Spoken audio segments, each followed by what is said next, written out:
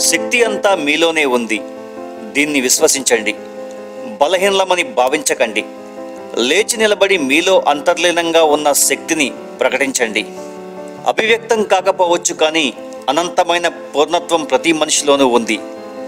ప్రతి వ్యక్తి పరిపూర్ణమైన యోగిగా, ఋషిగా, భౌతిక శాస్త్ర రహస్యాలను కనుగొనే ధీరుడిగా రూపొందడానికి శక్తి సామర్థ్యాలు కలవాడే. లేవండి, మేల్కొనండి, ఇకపై నిద్రించకండి. ప్రతి ఒక్కరిలోనూ కోరికలు, దుఃఖాలను తొలగించుకునే శక్తి ఉంది. నమ్మండి, అప్పుడు ఆ శక్తి ప్రకటితమవుతుంది. ఆత్మవిశ్వాసాన్ని కలిగి ఉండండి. మీకు లౌకిక సంపద కావాలనుకుంటే దానికోసం ప్రయత్నించండి, అది మీకు లభిస్తుంది. మీరు మహా మేధావంతులు కావాలనుకుంటే బుద్ధి భూమికపై దృష్టి నిలపండి, అప్పుడు మీరు మహా మేధావులు కాగలరు. మీరు మోక్షాన్ని కోరితే ఆధ్యాత్మిక భూమికలో సాధన సాగించండి, అప్పుడు మీరు ముక్తులై శాశ్వతమైన ఆనందాన్ని పొందుతారు.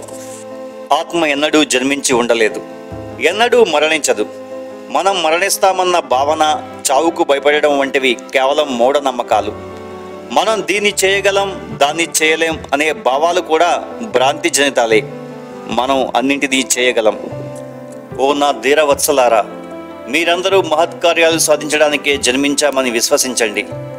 కుక్క పిల్లల అరుపులు మిమ్మల్ని భయపెట్టకుండుగాక. అంతేకాదు, ఆకాశం నుండి పిడుగులు పడినా మీరు చలించరుగాక.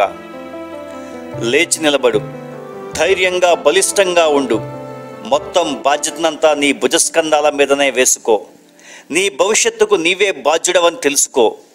నీకు కావలసిన బలం, శక్తి అన్నీ నీలోనే ఉన్నాయి.